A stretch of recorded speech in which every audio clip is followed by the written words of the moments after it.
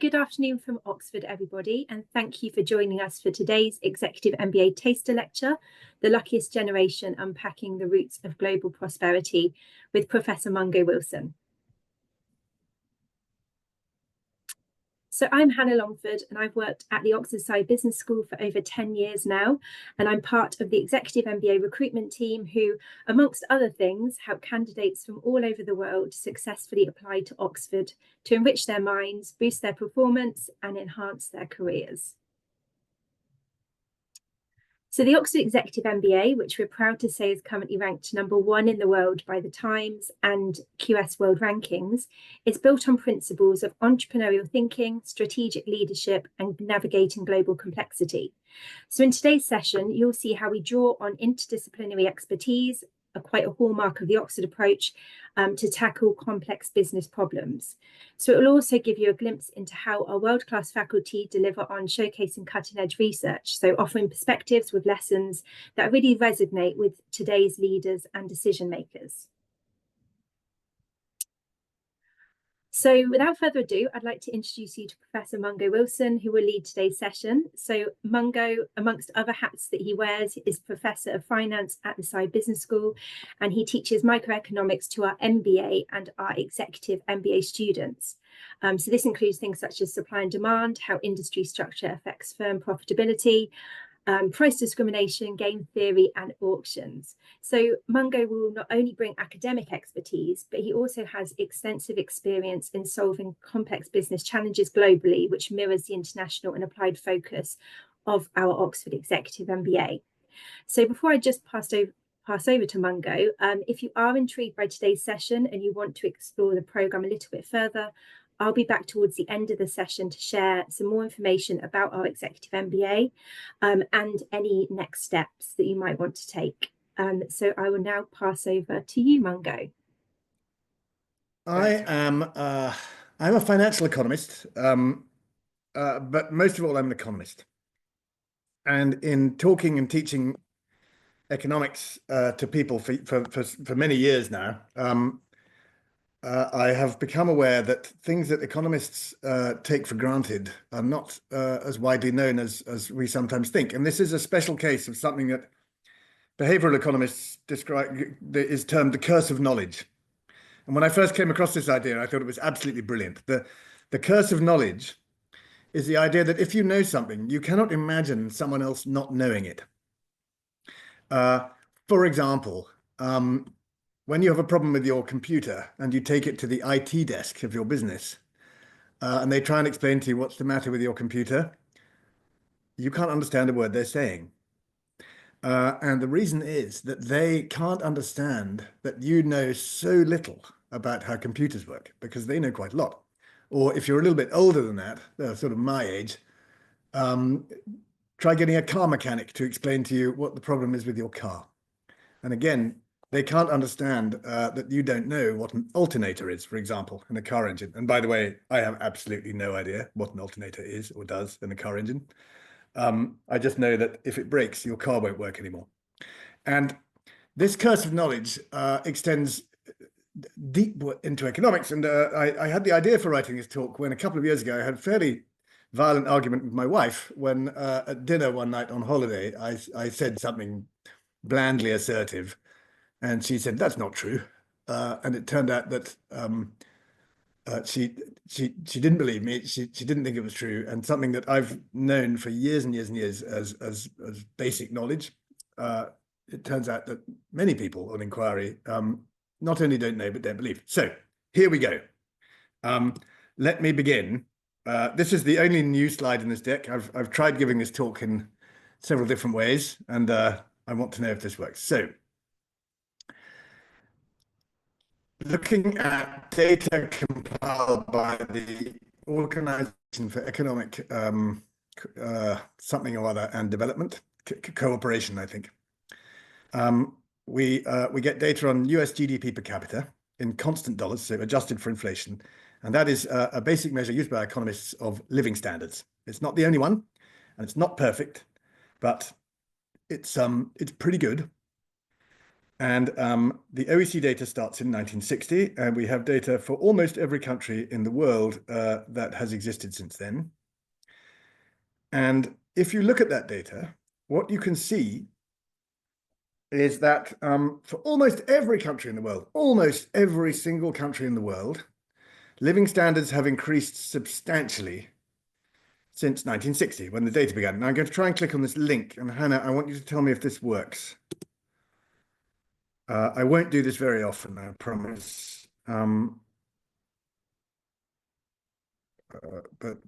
from memory, well, so the link is loading. So do I need to do a new share? Yes, I think so. Okay, I'll do a new share. Just for your interest, those of you in the audience, this is the OECD, this is the World Bank website that uses the OECD data. And there is global GDP per capita since 1960. And what you can see is that in 1960, the average person in the world, who's in the OECD dataset, had an annual income in today's dollars of $454 a year. Okay, pretty darn low, right? Just a little bit over $1 a day. And of course, many people in the world were on much less than that. Today, the average person in the world is on an income measured in the same units of 13,169. So many, many, many multiples higher than back in 1960. And this is the best that it's ever been, right? 2023, when the data stop, is the best that the average person in the world, wherever, anywhere, has been. And there are orders of magnitude better off than they were in 1960. And there really has been massive economic progress. Okay. And if you scroll down that website, and I'm not going to because I've shared the link in my slides, and Hannah will share the slides with all of you. You can look at any country in the world for which we have data. We don't have data for every single country in the world, but we have data for almost every single country. Okay, so I said that there were very few exceptions. There are, in fact, only 2 countries in the world that have not seen significant increases in their standard of living as measured by GDP per capita since 1960. And they are Guinea, not to be confused with Equatorial Guinea, which is a small country in West Africa, and South Sudan. South Sudan is a fairly new country, which seceded from Sudan fairly recently and is currently having a war, a civil war. Yes, somebody said something in the chat. If you don't mind, I'm going to, oh yeah, thanks Hannah. Put them in the chat box and I'll deal with the Q&A at the end. Yeah, brilliant. Okay, so in general, living standards way higher today in every country in the world than they were in 1960, okay? And in fact, we can go even further and say that, the data ends in 2023. We don't have the data in for 2024 yet because it's very early in 2025. And with slightly more exceptions, but still not very many, 2023, i.e. the year when the data series ends, the year before last, the best year that any average person living in any country has ever had since the data began. The exceptions are listed here. I'll go through them. Guinea, again, South Sudan, Afghanistan. Afghanistan's best year was 2012. Things have been slightly worse since then. Algeria, 2014. Angola, 2012. Azerbaijan, 2014. That's an oil country. Belarus, 2014. Brazil. I can go on, but I won't bother. The countries there are all listed, which haven't had their best year ever in 2023. And what you can see is that with almost no exceptions, although their best year wasn't 2023, it was a bit earlier, even the exceptions had their best year in the last generation, or even more recently. The exceptions are Yemen, and I think Brunei, which is a tiny oil-rich sultanate sandwiched between different Malaysian states in the island of Borneo. Brunei's best years are somewhat longer ago, 1980.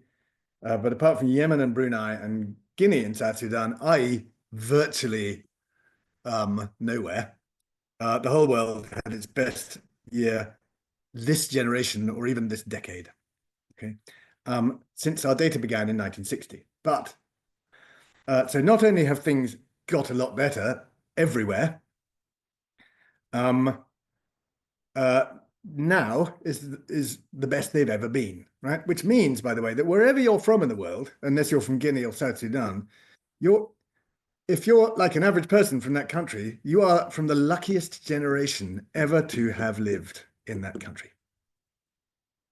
right? And that's the first fact that it dawned on me. It's something that most people don't really know or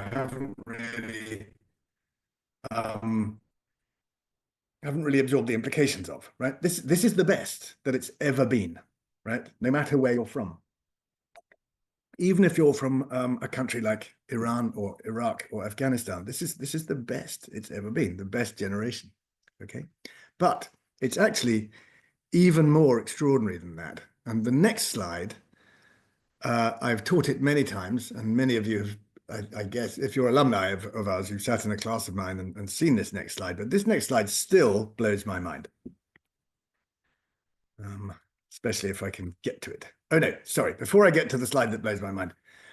Many people question the use of GDP per capita as a measure of living standards. So I came up with another one. If you're the sort of person who doesn't believe anything economists say, like my wife, probably correctly, then I'll need to find another measure of human well-being, which you find more convincing. So instead of using GDP per capita as a measure of living standards and human well-being, I replaced it here with average height of men by year of birth from 1810 to 1980. Okay, so the last person in this graph was born in 1980 and would today be 44 years old. And the data starts in 1810, but not for every country. And I pulled a load of random countries from our world in data. Okay, these countries are chosen randomly, and my claim is it wouldn't matter which country you chose, you'd observe the same trends. Okay, so I picked the Netherlands because they're, as you probably know, they're the tallest people in the world. They have the highest average height of men by year of birth, and you can see that although the Dutch are the tallest people in the world, they've been getting taller since the early, late, middle, sort of towards the middle of the 19th century. Okay, height has just been going up, and basically, the healthier you are, especially as a child, the taller you get as an adult, as a man, and this is a very good alternative measure of human well-being and health. And it's not just the Netherlands. You can see the same trend for Germany, the United States, and Australia. I didn't bother to put the United Kingdom in here. You'd see it also for Portugal, the shortest people in Europe. I now learn, having spent some time there. But it's not just the developed world where human height's been rising, but also the developing world. You can see below that in Brazil, height has been rising since the second half of the 19th century. In China, since about 100 years ago, in Nigeria, and even in India, whose increase in prosperity is relatively recent, but nevertheless, I suspect now unstoppable. Okay, so whatever measure you use of human well, this is the best it's ever been, wherever you're from, unless you're from Guinea or South Sudan, right? And almost everyone isn't from those places. Okay, now this is the mind-blowing slide, because what I've been telling you so far is data from 1960 in the case of GDP per capita, or the early 19th century in the case of average human height, male height. But now I'm going to show you that this phenomenon, that it's the best we've ever had, is relatively recent in the longer arc of human history.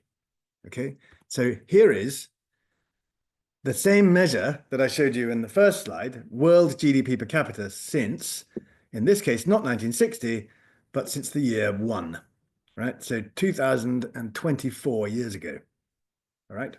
And you will be rightly asking yourself, what's he trying to pull? How can Mungo Wilson possibly have found data on GDP per capita going back 2024 years when we can't possibly know what GDP per capita was for, say, somebody living in Egypt 1100 years ago, where I'm claiming that I do know.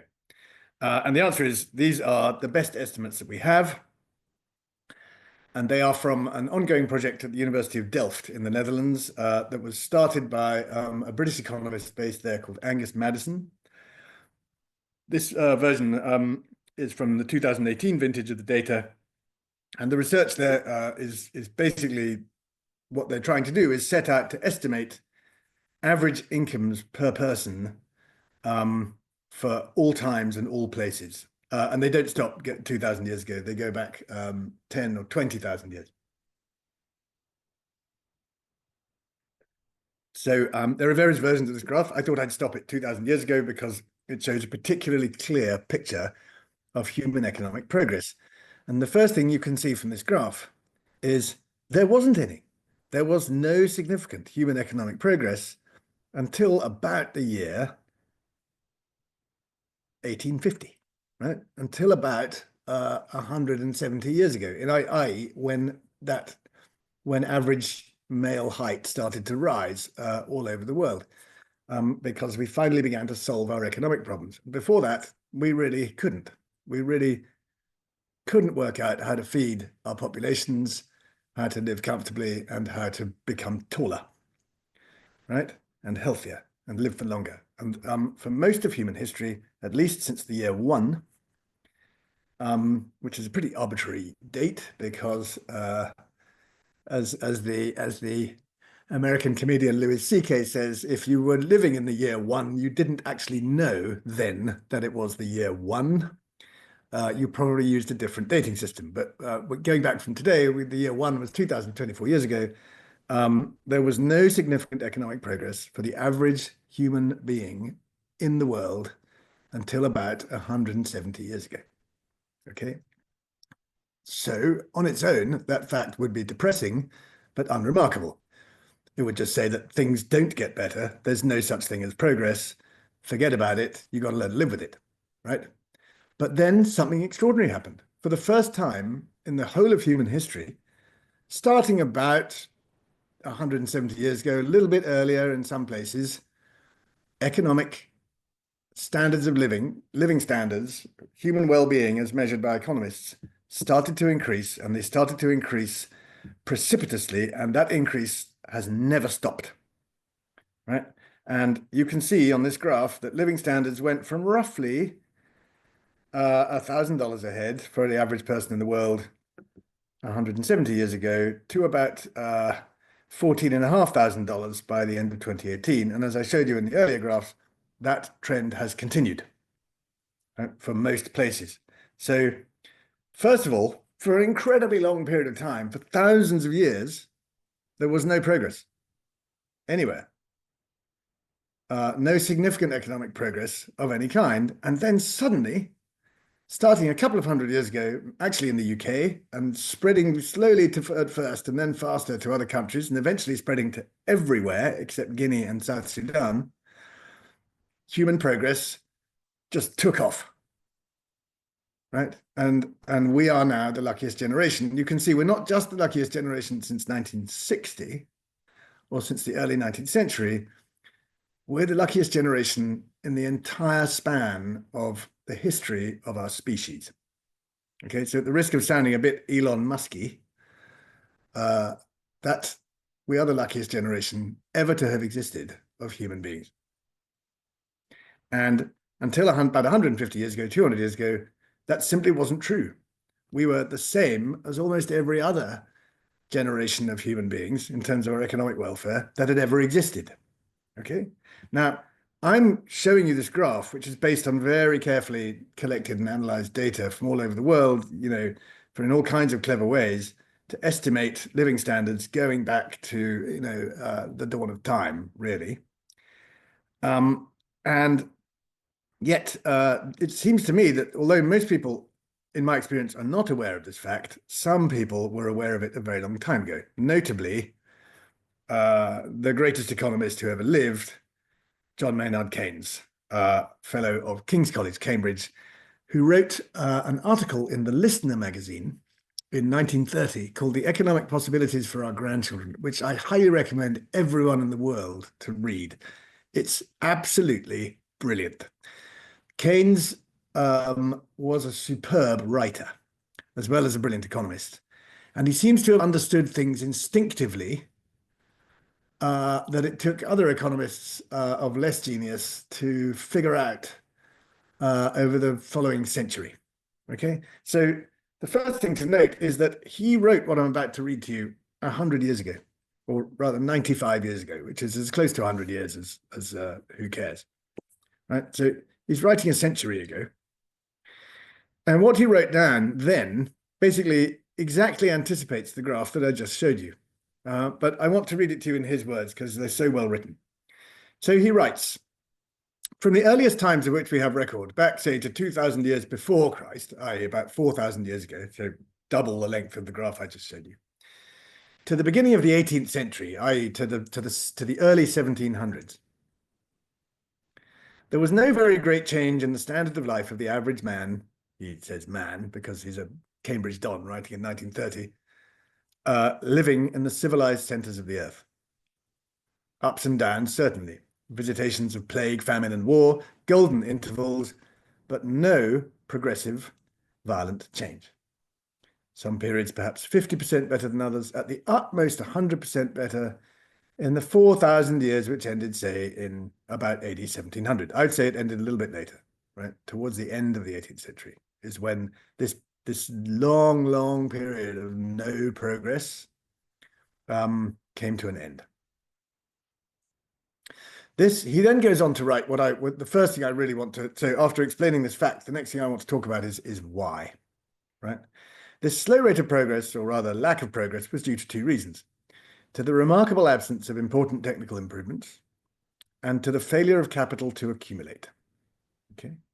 And he goes on to say, the absence of important technical inventions between the prehistoric age and the mid-18th century, comparatively modern times, is truly remarkable.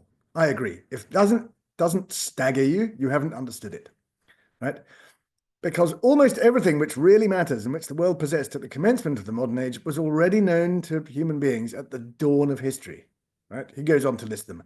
Language, fire, the same domestic animals we have today, wheat, barley, the vine and the olive, the plough, the wheel, the oar, the sail, leather, linen and cloth, bricks and pots, gold and silver, copper, tin, lead and iron, all were added to the list before 1000 BC, that's 3,000 years ago. Banking, statecraft, mathematics, astronomy, and religion. There is no record of when we first possessed these things. Okay, so that's Keynes's summary of this graph, right? And a satisfactory explanation of why this graph looks like it does has to explain two things. First, why was there no progress before the middle of the 18th century at the earliest? And why was there so much progress thereafter, sufficient to make us way luckier than anybody who came before us in the whole history of our species? Let's talk first about the remarkable absence of important technological improvements. And I think you were promised a short discussion of Acemoglu and Robinson's Why Nations Fail, and I'll put that in here, okay? It's not because we weren't good at inventing things before 1750. We were. Human beings were very inventive and innovative going all the way back, right? So here's just a few examples. I'm throwing them out there. The Roman Empire invented concrete. Right? Before the Romans, we didn't know how to make concrete. Then they invented how to make concrete. They invented sewage systems and water distribution to the point that these sewage systems and water distribution technologies were not improved upon until the middle of the 19th century. And according to Pliny, a Roman inventor even invented unbreakable glass in the reign of Tiberius. It wasn't just the Romans. The Tang dynasty, which existed about 1,500 years ago in China, invented clockwork, gas ovens, and printing, among many other things.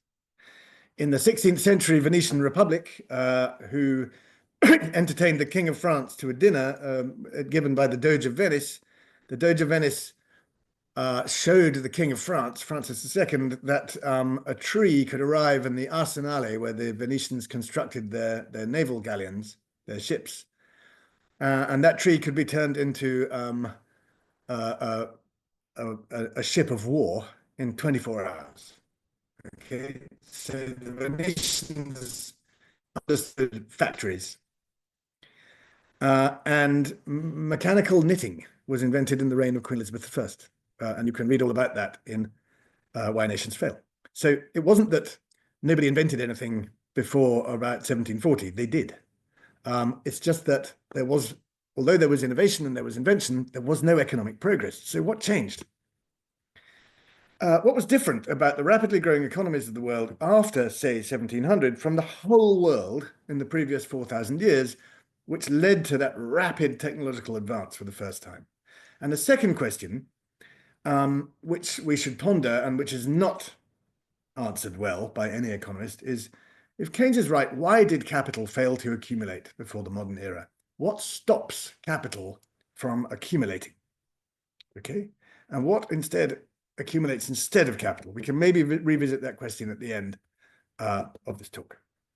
So there are lots of theories about why there was no economic growth before 1750 and tons of economic growth ever since. Okay, and this is growth economics. It's a fascinating subject, and once you get interested in it, almost nothing else seems very important or interesting, really.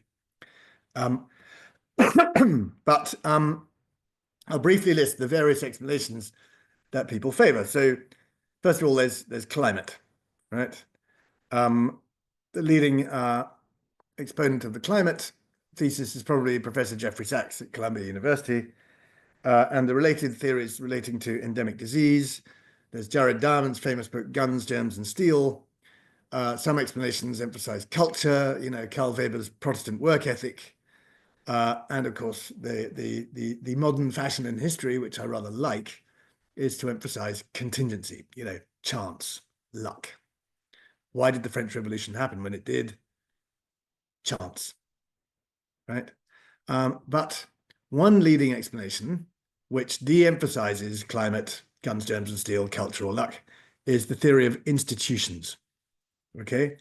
And what do I mean by institutions? I'll explain that in a second, but take two places that are almost exactly the same, except the nature of their governing institutions, for example. North versus South Korea. East versus West Germany before the fall of the Iron Curtain. Botswana versus South Africa. Or northern Mexico versus Arizona, right? These places are very, very similar to each other in that they're inhabited by very, very similar people. They have very similar climates, and yet living standards differ remarkably, right? It must be because of the nature of the societies that live there and the nature of the institutions that govern them. The theory of institutions is often attributed to Acemoglu and Robinson, but actually it was first really proposed and articulated by an earlier Nobel Prize economist, Douglas North. North defined institutions as humanly devised constraints that structure political, economic, and social interactions. Together with standard constraints, they define the choice set and therefore determine transaction and production costs, and hence the profitability and feasibility of engaging in economic activity. For example, whether or not a contract is enforceable by both parties against the other is a question of legal institutions. And if contracts are not enforceable, some things which are possible in a world with enforceable contracts become impossible, right? And therefore institutions determine the choice set. And North was the first to notice the point that institutions evolve very slowly, right? They evolve incrementally, connecting the past with the present and the future. And economic history is overwhelmingly a story of economies that failed to produce a set of economic rules of the game that induced sustained economic growth. In other words, for almost all of our history, according to this theory, our institutions were terrible. Okay, but that changed maybe in the middle of the 18th century for reasons that are still fairly mysterious. Now I will mention why nations fail. So if you were lucky enough to be in Oxford this May, you might have seen some talks given by Daron Acemoglu, who was visiting Saïd Business School in May. And if you've been lucky enough to be in Oxford in March last year and attended some talks at the economics department, not the business school, you would have been lucky to have seen some talks given by James Robinson, now Chicago University. And Acemoglu and Robinson famously wrote a book in 2012 called Why Nations Fail, which is the first really good book written for non-economists about economics. I used to teach microeconomics. Hannah said I still do, but actually I teach finance now, which is much less interesting. I used to teach microeconomics to MBAs and EMBAs, and it's a great subject. And at the end of it, people would come up and say, it was really interesting. Is there any good book I could read about economics? And I would have to have a think. And then I would say, well, actually, no, somebody should write one. And then somebody did. This is the first really good book for non-economists about economics. But it is a somewhat narrow book. It's definitely pushing an agenda. And the agenda is that it's institutions that matter, and you have to have the right kind of institutions, and only then can you achieve sustained economic growth. Okay, so Acemoglu and Robinson's terminology sorts institutions into one of three kinds. First of all, you might not have institutions which create law and order at all, right? You might be a war-torn country like South Sudan, in which case your lot is famine and pestilence, right, and suffering. At the very least, you need the state, the government, to have a monopoly of violence, right? And there are some countries where that's not the case. But if the government has a monopoly of violence, then you can have extractive institutions, right? And so-called extractive institutions are necessary in the Acemoglu and Robinson view of the world, but not sufficient condition, because for most of the history of the world that I showed you in that graph, most countries have had extractive institutions where the states had a monopoly of violence. But with extractive institutions, you can at least create wealth. It's just, you can. It's just that most of the wealth will be confiscated, extracted by the people in charge. And therefore, you probably won't bother to create all that much wealth. It's like the movie Ants, the cartoon movie, where the ants labor to produce food for the winter, and then the grasshoppers just come along and steal it.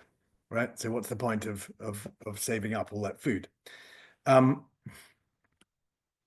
what Acemoglu and Robinson go on to do is emphasize that institutions are very, very persistent. The institutions that we have today are remarkably similar in every country to the institutions that they had 100 years ago.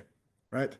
There are a few countries where the institutions are very different, but in most countries they're pretty damn similar. Yeah. And if institutions are highly persistent and evolve very slowly, then first of all, small differences can accumulate, which can cause the same effect to have very different impact over time. And for example, the European discovery of the Americas had very different impacts on the institutions of different Western European nations, even though the initial differences between those countries were small. So for example, the discovery of the Americas by the Europeans boosted the power of the King of Spain against his parliament, whereas it did rather the opposite in England, where the king was less powerful, right? And Acemoglu's second idea is that extractive institutions do not on their own permit creative destruction, right? And creative destruction is what a term coined by Joseph Schumpeter, an Austrian economist, later at Harvard University, who considered it to be the essential fact about capitalism. The essential distinguishing feature of capitalism is this incessant product and process innovation, whereby new and better methods of production replace outdated ones, right? The car replaces the train replaces the horse-drawn carriage, right? The aeroplane replaces the ship, and so on, right? And various economists have tried to measure the rate at which creative destruction occurs and concluded that it's by far the most important determinant of output and productivity growth in economies with sustained high rates of economic growth. And the big idea of Acemoglu and Robinson is that you can't have ongoing long-term creative destruction, which you need to have sustained economic growth over, let's say, hundreds of years. You can't do it with extractive institutions. You have to have inclusive institutions that allow the people who create wealth to keep a lot of it, right? It's not just expropriated from them, okay?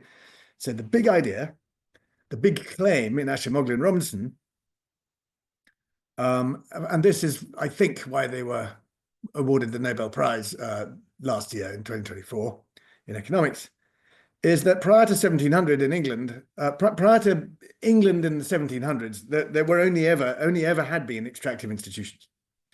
And after that, in England and in the early colonies of the United States of America, North America, wasn't the United States then, of course, it was the American colony of the English. In the period between about 1588, with the destruction of the Spanish Armada, and about 1700, England and those colonies on the eastern seaboard of America acquired novel institutions which favored creative destruction, mostly by pure accident. Right?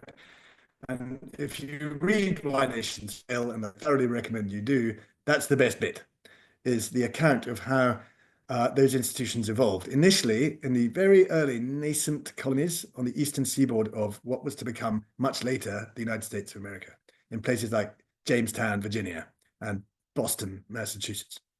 Okay, and over time, these institutions were so effective at fostering economic growth compared to anything that had happened before, that in due course, England at first and later other countries abandoned all other forms of institution and adopted these ones. And so by 1775, which is not that much later, James Watt, the perfecter of the steam engine, which was the foundation of the Industrial Revolution in England, was writing to his father that after a series of various and violent oppositions, I have at last got an act of parliament vesting the property in my new fire engines in me and my assigns. Okay, so by 1775, Parliament was granting patents, monopoly rights, to inventors of really useful inventions, right? And that was something that hadn't really happened before. Okay, so that's the Acemoglu Robinson theory. And that is most of my lecture done. Hannah, how long have I got to do the next bit? You've got about 10 minutes if you'd Okay, like 10 to minutes. take I can do it. question. I can do it 10 minutes. All right. Yep. So first of all, what I've done so far is I've shown you a fact or a couple of stylized facts that if you didn't know them already, you should be staggered by those facts. They're astonishing. They're also deeply puzzling. You know, if there's so much economic progress now, why was there so little for so long, forever before? I've told you about a leading theory. It's not necessarily fully convincing. I'm not fully convinced, but it is a very persuasive idea that is the invention of inclusive institutions that allow creative destructors, essentially think Elon Musk and people like that, to keep some of the gains of what they've created, right? Whereas previously those gains would all have been expropriated by entrenched, powerful, vested interests, right? So now I'm going to move on and talk a little bit about some research that I've been doing over the last few years, which sort of looks at the next question, which is, okay, if I am from the luckiest generation in the history of my country, wherever my country is, why is everyone so pissed off, right? Why are we voting for Brexit and Donald Trump and Jean-Marie Le Pen and reform and, Geert Wilders? And why are people, so unsatisfied, apparently, with their lot? Why is there so much moaning? And that is a question that I would like to come to now. So I think there's two parts of this lecture. The first is you are the luckiest people who've ever lived. And secondly, if that's true, why don't you feel luckier, right? Why don't you feel lucky? And I'm now going to, I'm not going to bother showing you evidence on that. There is evidence on that. I highly recommend taking a quick look at the Gallup World Poll, which asks people from all over the world, randomly polled people from all over the world, on a scale of 1 to 10, how satisfied are you with your life now? Where 1 is not at all satisfied and 10 is completely happy. And then how do you expect to answer that question in 5 years' time? And so you can see how happy people are in New Jersey or Egypt compared to 10 years ago or 20 years ago, and how optimistic they are as well. It's a great survey. If one of you's got any money, you could pay for it for the business school, because I'd love to have that data. I only have samples. But I'm just going to throw it out there that most people don't consider themselves to be the luckiest people who've ever lived. And I want to propose a theory about why that might be. Okay. I think that standard economics has missed something that is fairly fundamental. And it's fairly staggering once you think about it. that economics has ignored the problem, right? So in a standard economic model of how an economy works, what economists call an endowment economy, people do not care about the distribution of resources. It's impossible for people to have to be made better or worse off by altering the distribution of resources between other people. Okay, let me explain what I mean. If you want to make me better or worse off, you can do so by changing the amount of resources that I have, right? Changing my resources, or by changing prices, right? Which is what it costs me to buy other people's resources. And prices depend upon aggregate endowments, how much stuff there is in total, how much rare earth there is in total, how much gold there is, how much apples there are, and so on. But the one thing that does not matter ever is if you want to affect my welfare, is moving resources from Hannah to Alejandra, right?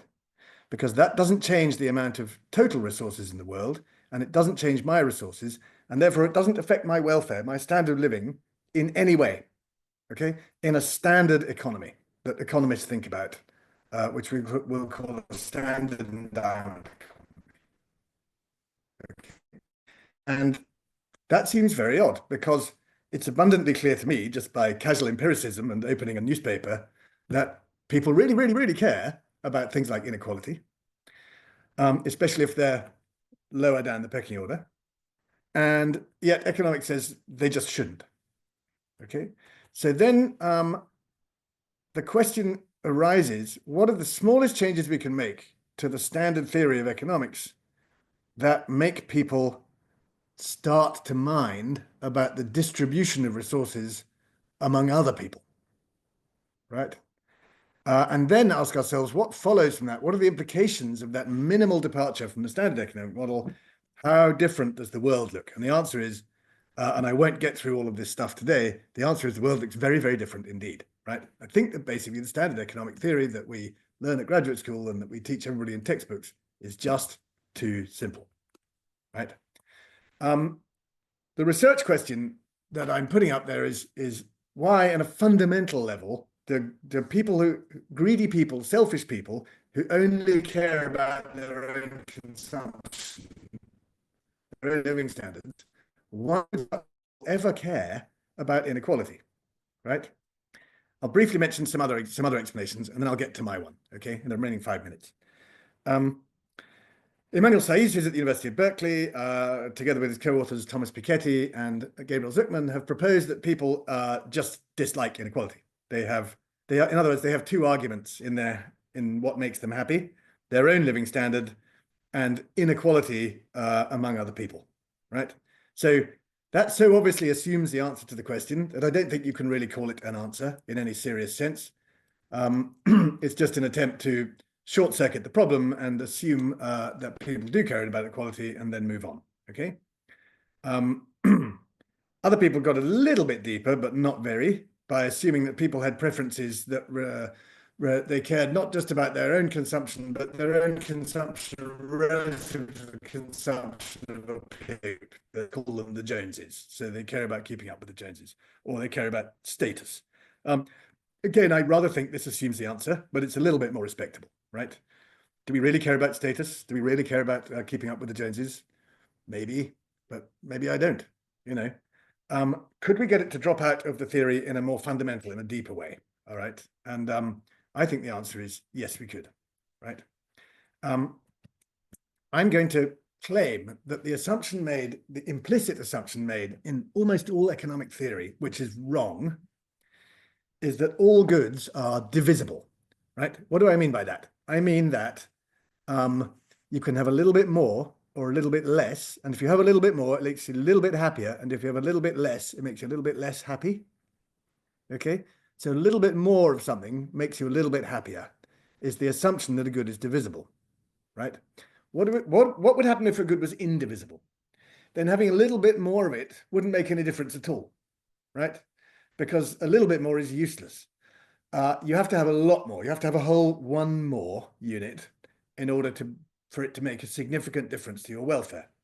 I think about this as a very simple example is a house, right? Think of an indivisible good as approximately a good that is much more valuable to you if you don't have to share it with somebody else, right? And when you think about it, most of the really important things in your life, your house, your family, your education, your health, high political office, these are things which are really much more desirable if you don't have to share them, right? And so let's go back to our standard two good endowment economy. And we're going to have two goods, think rice or money, and a second good, which is complementary to the first good. So if you have more of either good, the other good is more useful, right? And the second good is, I'm going to assume, is indivisible, which is that unless you have one whole unit more, it doesn't make you any better off, right? So think of things where having half of one is almost completely useless. A college degree, right? Having a house, having to share a house is once you've got a family, you very much want to not to have to share your house with another family. Courses of medical treatment, which you don't finish, don't do you any good, and so on. Those are examples of indivisible goods. And of course, your family, right? And now think about a really stylized example, and then I'll be in a position to finish, okay? In 2 minutes. I'm getting there, Hannah. Think about two people, Alice and Bob, who are competing to buy Charlie's house. Charlie wants to sell his house, and Alice and Bob are the only two people who want to buy it. Everybody else has dropped out. And Alice and Bob are competing with each other to buy Charlie's house. Neither of them wants to share the house. In other words, the house Charlie's house is an individual. It's complementary to Alice and Bob's other goods.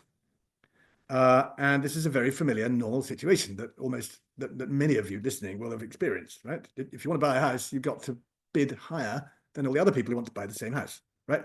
So Alice can only get the house if she outbids Bob, and vice versa, right? Now think about the fact that I'm assuming that Charlie is selling the house, but for expositional purposes, we don't actually need Charlie, and it makes life much simpler if we make Charlie go away and assume that Alice and Bob each own half the house, but nobody wants half a house, they want the whole house, right? That makes everything much simpler. And now, Alice, let's assume that Alice has slightly more money than Bob, right? So then it's a theorem that Alice's valuation of the house, the maximum amount she's willing to pay for the house, is slightly higher than Bob's valuation because Alice is richer and the two goods are complementary, money and house. And therefore, Alice is willing to pay Bob's valuation plus 1 penny, and Bob isn't. So when they compete to buy Charlie's house, i.e. the half unit from the other person that they don't own already, Alice is going to win, and she's going to bid Bob's valuation plus 1 penny, and she's going to get the half of the house she doesn't own. So Alice is going to have 1 unit of housing, and Bob is going to have none. And Alice is going to have to pay Bob a price that depends on Bob's wealth. So Alice pays P of Bob, the poorer agent's wealth, which depends on E, P, and Bob's receives that. And now this graph is the conclusion. Let's fix the aggregate endowment of wealth. And there's each person also owns half a unit of house, Charlie's house, and they're competing to buy the half unit that they don't own so they can have 1 extra unit of housing. Okay, I'm going to assume now that they have 1 unit of housing each, so they don't have infinitely negative utility. Now, if you're a relatively poor agent, if you're in this region here, down here, you're not going to win. You're going to lose the auction. You're going to get paid a price that depends on your wealth, P of EP. So your utility is going to be the utility of your wealth plus the price that's increasing in your wealth, and you're going to have 1 unit of housing. And if you're the richer agent, you're going to win, and you're going to have your utility is going to be your wealth minus a price that depends on the poorer agent's wealth, and you're going to have 2 units of housing, which is much better. And now your indirect utility function, your welfare, looks rather different.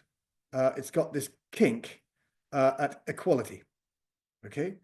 And compare that to the case where the house is a divisible good and you don't mind sharing it, where the function is smooth.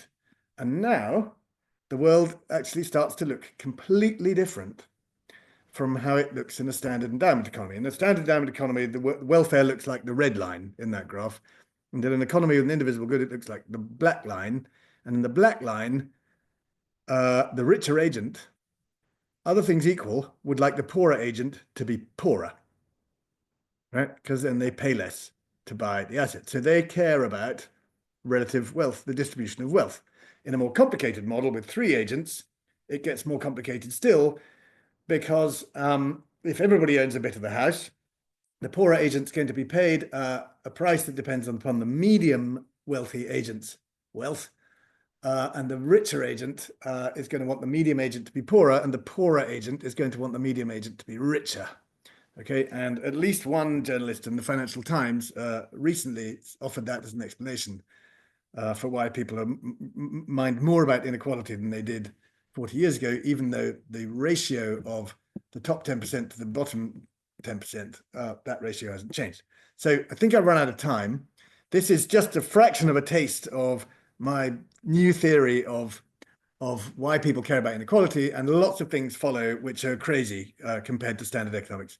One is that we're still risk averse over small risks, but we're risk loving over large risks. We like gambles that change our status, that allow us to go from selling a house to buying it, right? We really do quite like big gambles. And that seems to me to describe the world that we live in much better than standard economic theory. But if you want to learn more, come and do an EMBA and I'll teach you more. Okay, I've run out of time. No, thank you, Mungo. That was brilliant. That was fascinating. If you did enjoy today's session and you are considering your further education or Executive MBA options, then you may be thinking about what our Oxford Executive MBA or your journey would look like. So I'll just spend a couple of minutes talking about this. So as you may have picked up through the session, our Executive MBA at Oxford is very broad, it's diverse, it's stimulating. So the teaching is highly interactive. There's a lot based around debate and discussion, which is a very Oxford thing. And there's a lot of time carved out to be very reflective. So it's taught in a modular format. So this very much allows senior executives to be able to balance work, study, and any personal commitments while studying for a full master's degree. So as you can see, over those approximately 2 years, you would have 14 to 16 week-long modules. So the modules are Monday to Friday, and it's what usually happens is you would come for your module at Oxford, and then you would go back home for about 4 to 6 weeks before you then come back to Oxford for your next module. And in between that, you would have kind of preparation work to do and probably meet with your group and fellow classmates.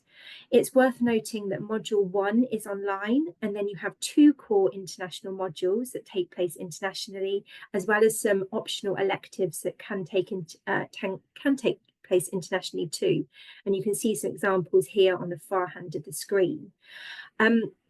So in terms of the cohorts, we have 2 cohorts a year. The next is in September, and the class size is usually around 65 to 70. And we find this is a perfect number for a way for you to really expand your global network, but also kind of close-knit enough that you can build very close relationships with your former classmates. And of course, it allows plenty of time with people like Mungo and the other faculty that teach on the programme. So over the 2 years, you have 11 core subjects. This is things such as accounting, business finance, leadership, governance and ethics, strategy, etc., etc. And you have 1 core project, and this is the entrepreneurship project. So it's a really good way to either explore or develop your entrepreneurial side, whether you're a seasoned entrepreneur or whether you might be considering starting a business in the future, or even if you're just interested in learning more entrepreneurial skills that you could apply within your organization. So it's really interesting, very practical, and a number of these projects have been actually launched in the real world, which is great. And then you have your 4 electives, and they are a way for you to tailor your masters to an area that's maybe most of interest to you, or an area that you want to get up to speed with or take a bit of a deeper dive in, or also quite useful if you are thinking of making a career transition. And these you take with another EMBA cohort, which is a really good way for you to expand your Oxford network further. I think I could talk a lot about kind of what sets Oxford apart from other business schools, but I would say one of the main things that we hear from our students is about the diversity of the community that they are a part of. So here you can see a snapshot of our September 2024 class, where we had 39 different nationalities and 30 different sectors of work in the class, with the final class having 35% females. So I'd say that you can see diversity is not only very important on the programme, but it also very much reflects the values of the business school. So students get to surround themselves with over 60 of the brightest minds, with the most diverse experiences from all over the world. So you can really start to imagine what an enriching environment this is. And if you do want to hear more from our students, I'd say scan the QR code on the screen here, and it will take you to our student blogs. And that's a brilliant way to find out more about the programme experience, but also the impact the programme has had, which is, of course, a big part of why people want to study an Executive MBA at Oxford. And then finally, just to say, if you are considering applying for our next cohort, the September 2025 programme, the next deadline is the 29th of January, and the final deadline is the 1st of July. So there is plenty of time to still apply. And I would say that we do advise submitting an application earlier rather than later. And this is just because, of course, there are more places available, but also that you have adequate time to organise yourself, your funding, fully prepare and start getting the most from the programme. So in terms of what's next, I'd say whatever stage you're at, if you are considering the programme, we'd love to hear from you. So whether that be submitting a CV for review, where we can review your suitability, or whether that's booking a call with one of the recruitment managers. So we each look after different regions. So you have somebody who's dedicated and can talk you through and advise in terms of the process. So if you can find this information on the website, or there are QR codes on the screen. And then again, I'd say just a quick one. If you enjoyed today's session, please do keep an eye out for our upcoming events. So on the 13th of February, we'll have our next faculty taster lecture with Professor Eero Vara, who'll be delving into new approaches to strategy. If you're based in London, we'd love to see you on Thursday, the 27th of February. We'll host a conversation with some of our alumni about their experiences of the programme, the impact it's had some time after. And that's a really nice event where you can speak with our students, the recruitment team, and also followed by a nice evening with drinks and canapes. And then on the 4th of March, you can join our admissions team as they'll share as they'll share insights on how you can submit a strong application for our Executive MBA programme. So if you do want to join any of those, please register by scanning the QR code on the screen, or alternatively, just keep an eye out on our website or in your email inboxes. Oh, and thank you. So yes, thank you very much, everyone who joined us today. I really hope you enjoyed today's session. And Mungo, thank you again for taking the time to talk with us.